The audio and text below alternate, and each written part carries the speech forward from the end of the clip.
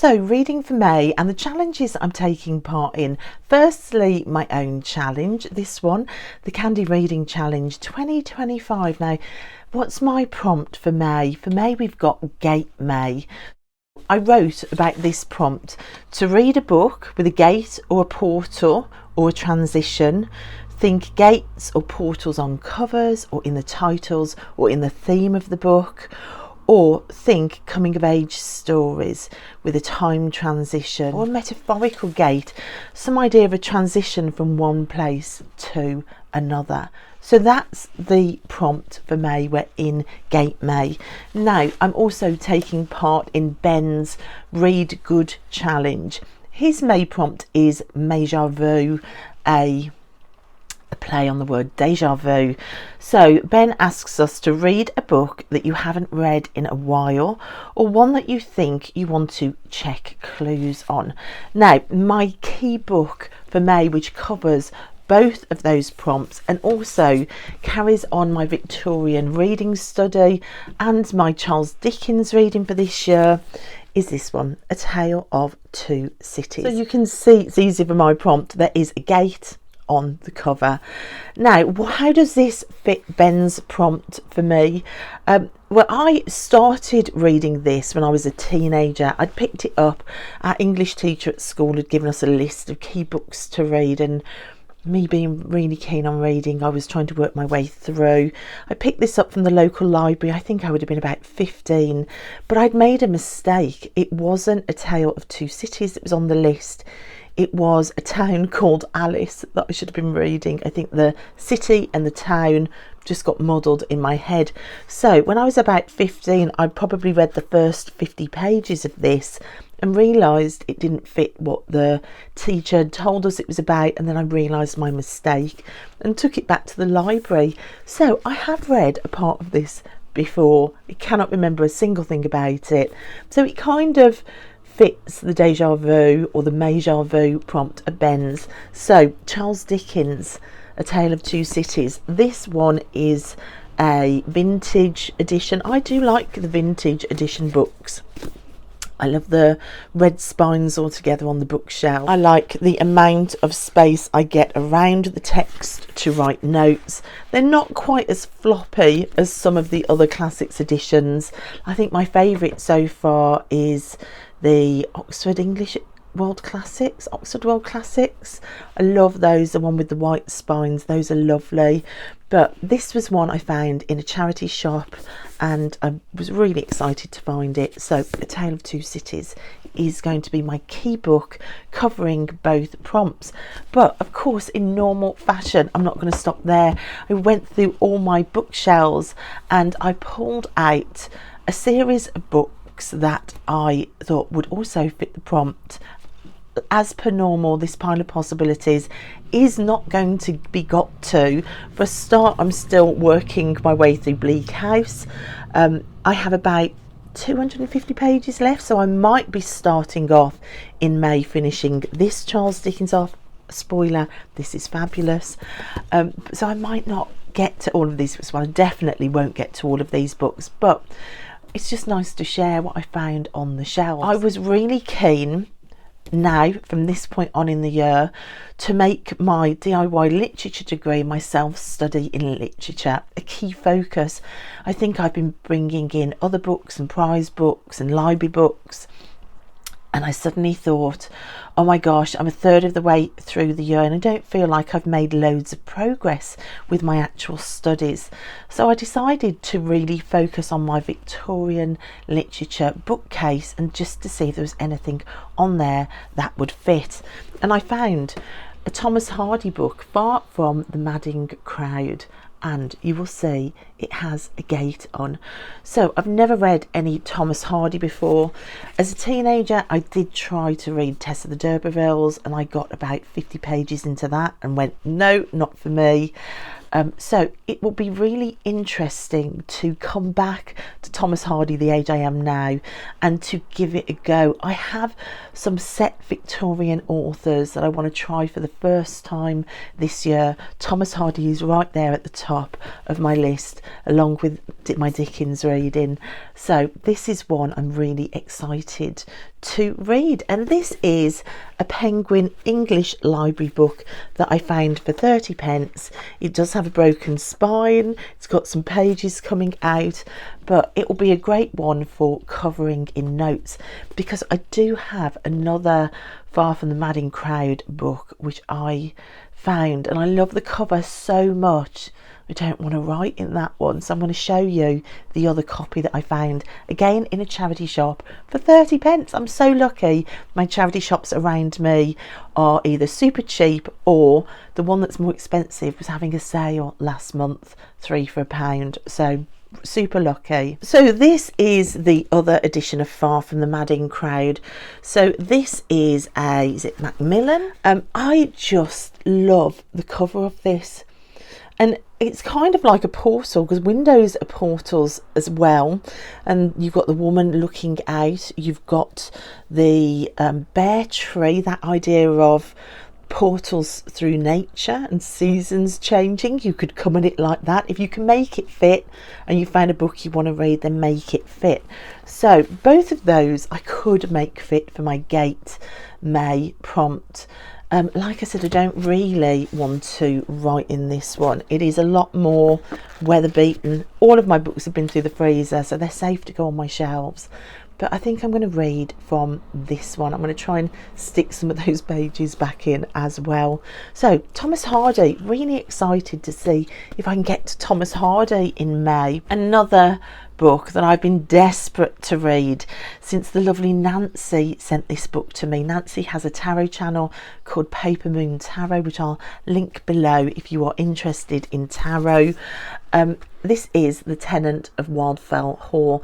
I've never read any Anne Bronte, and as well as reading Dickens this year, one of my Victorian literature aims was to read all the Bronte novels this year as well. And you do have a portal, you've got the window again looking out onto a grey countryside, and you've got the spring flowers, the tulips in colour on the table. I think the black and white and the colour there and the viewpoint through does make that feel more portal-like and less window-like. This is a book that I did want to read in April for the April showers prompt, because it was very much indicative of springtime. So I thought, well, I haven't got to it, so let's add it on to my my May reading, as soon as I didn't get to it in April.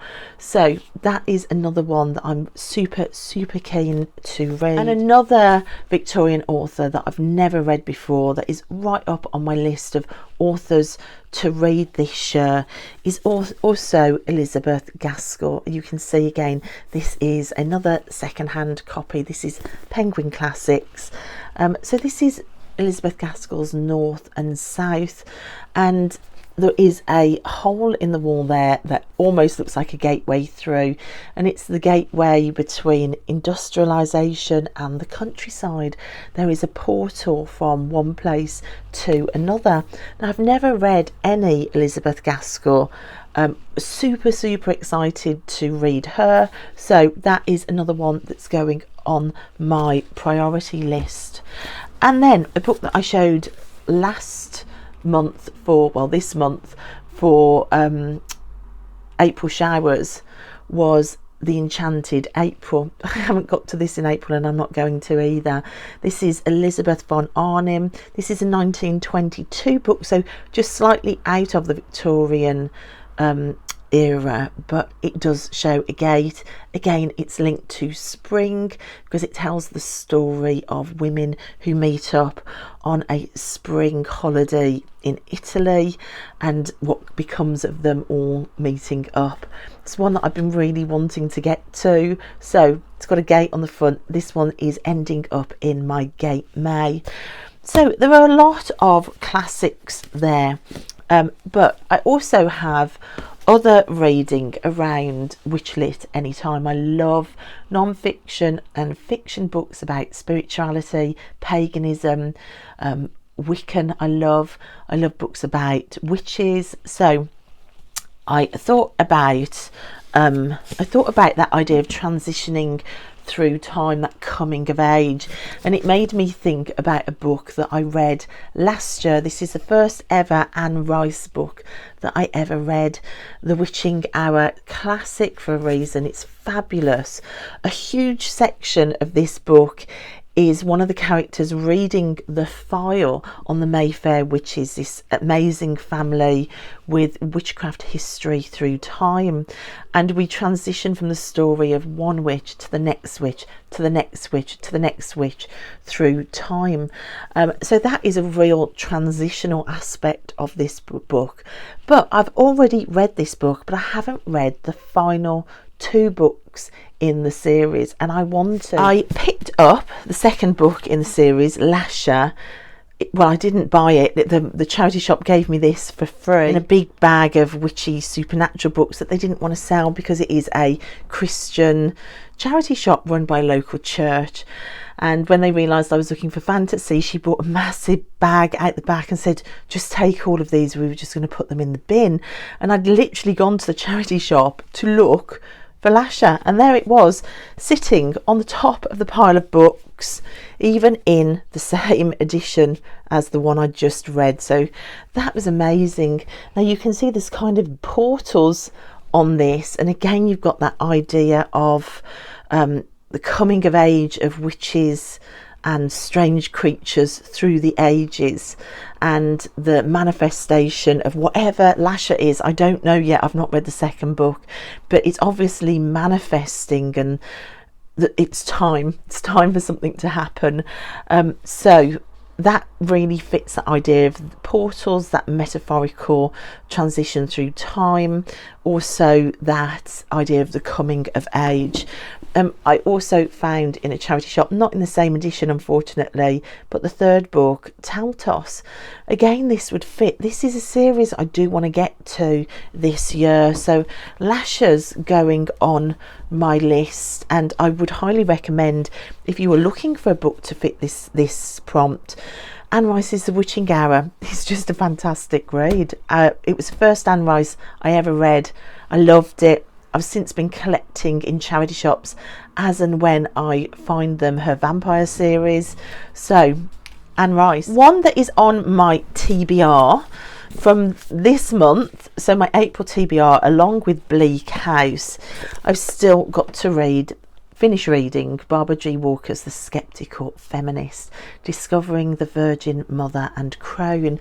And I suddenly thought, how apt that I've still got this to finish when there is this gateway portal on the front. So I am definitely going to be finishing this one in Gate May. Like I said, this is fabulous. I love Barbara Walker's writing. I love her attitude to life. This came at a perfect time for me, with going to battle with a local church, which is a totally different story.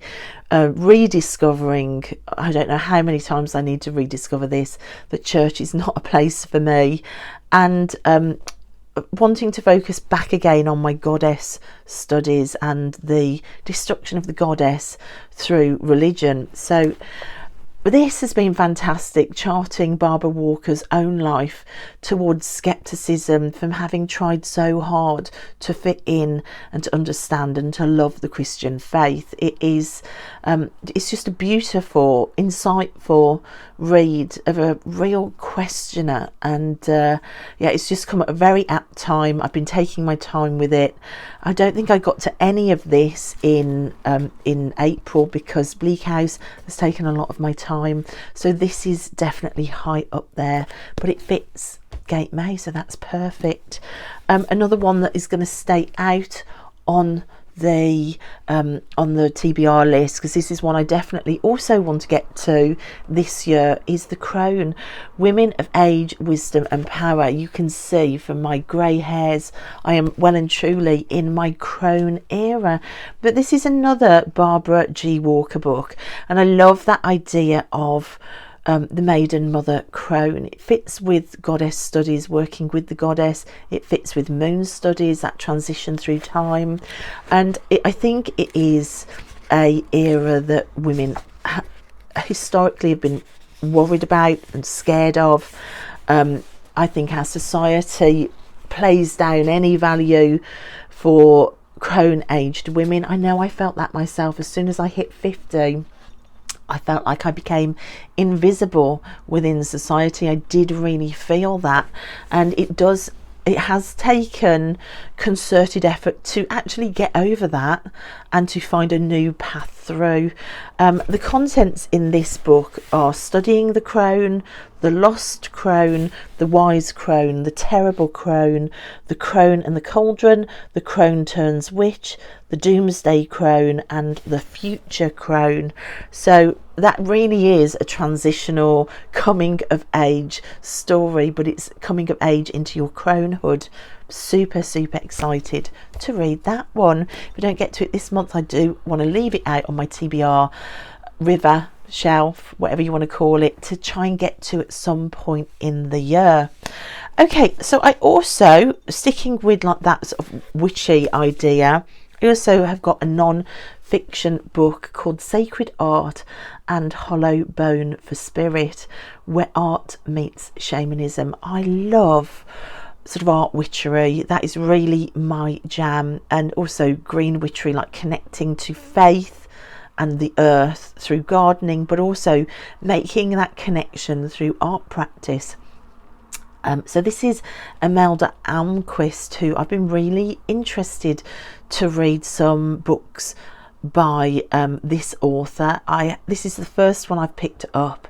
So this is not only about sacred art itself, so as in art practice, but also about your life being your greatest work of art, and to become a hollow bone where you can connect more, you can work with deities, you can receive messages.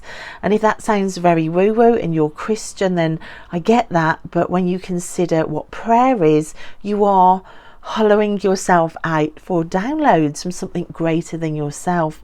I think we are more alike in our practices than we are different. And I know for me, I've had a balance through my life between being called to paganism and the teachings of Christianity. I am an ex-Christian who still believes in a lot of Christian or Jesus ideology, but I just have had a hard time with church representing that. I think Sybil Leek, I read Sybil Leek's book last month, and in some of Sybil Leek's interviews, now she's a really famous English witch, she said she had no problem with any religion or Christians or anything.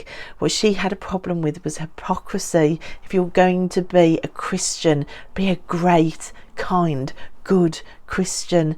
If you are going to be a Hindu, be a great, kind, amazing, truthful Hindu. If you're going to be a witch, be a great, kind, giving witch. Sybil really denounced in the end her childhood friend, Alistair Crowley, who you will know for his occult work and also the Thoth Tarot. And she was very vocal about her disappointment in him for going towards more black demonic magic. She was a real advocate for goodness and kindness and putting that into the world. And for me, that's kind of where I stand.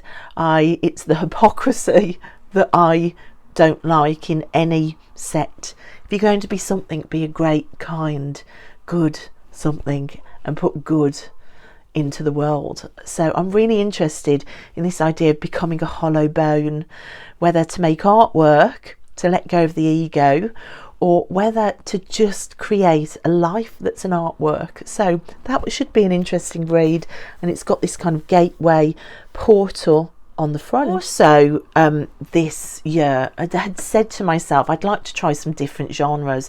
Historical fiction is up there on the list. Also, mystery fiction is up there on the list. And I have recently found this in a charity shop by MC Beaton, and it's Agatha Raisin and the Haunted House. So it might be gothic, it might be it might be mystery, I'm not sure, but what I am sure about is it has a number of gates on the cover, so that's an interesting one that I might get to. I also really want to go back to reading more Margaret Atwood.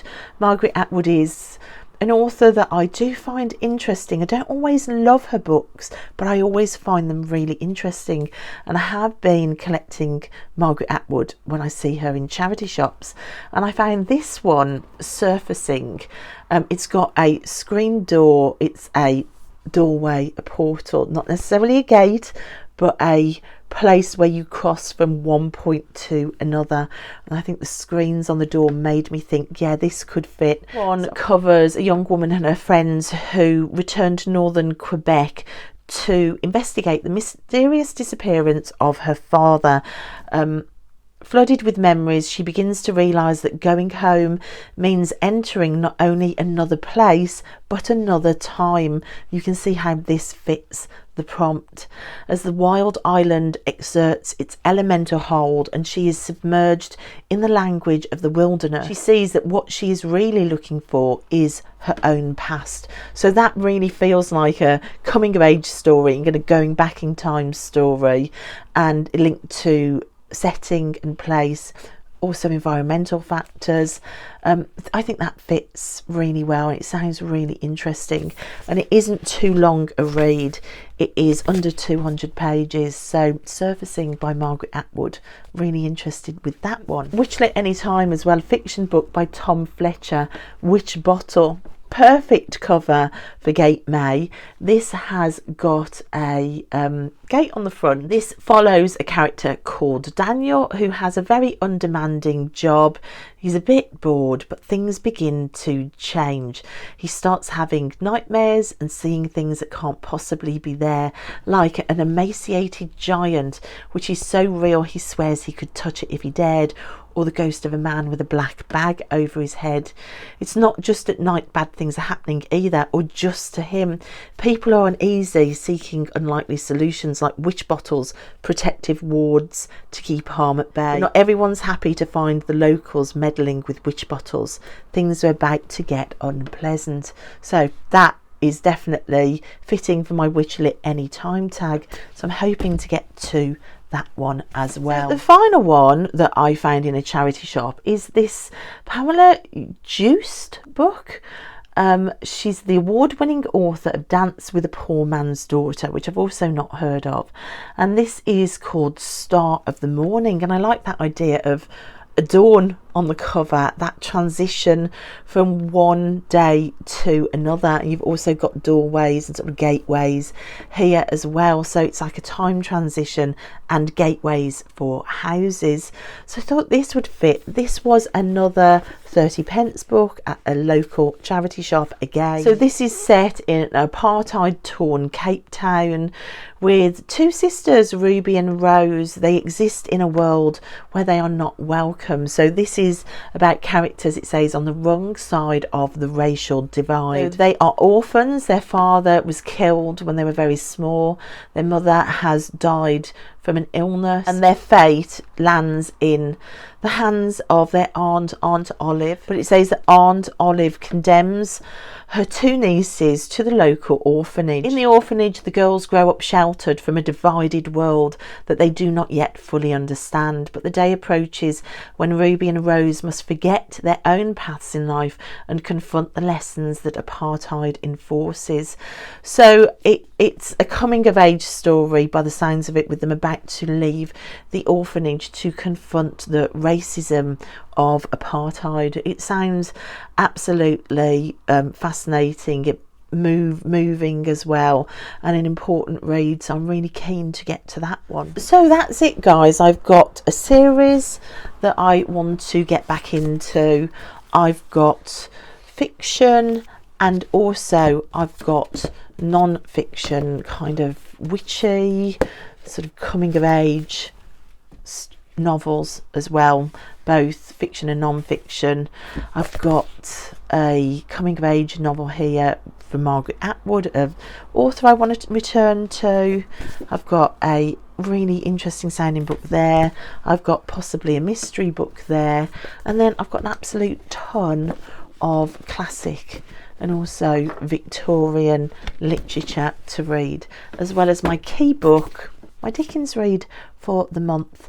So tell me down below what you are looking to read for Gate May if you're taking part in my prompt, or Deja Vu for Ben's prompt. Let me know, or just let me know what you're reading generally. This is the video where I say, right, what have you got planned for next month? Tell me, because this is where you give me ideas and I run to World of Books and I end up spending money. Oh, I had another book onto the list for things to search for in charity shops. So do your worst, make me spend my money, tell me about books, or if you can think of a book that you have read in the past that you think, wow, that would really fit this prompt, let me know, because who knows, I might repeat some of these prompts next year as well if you are interested.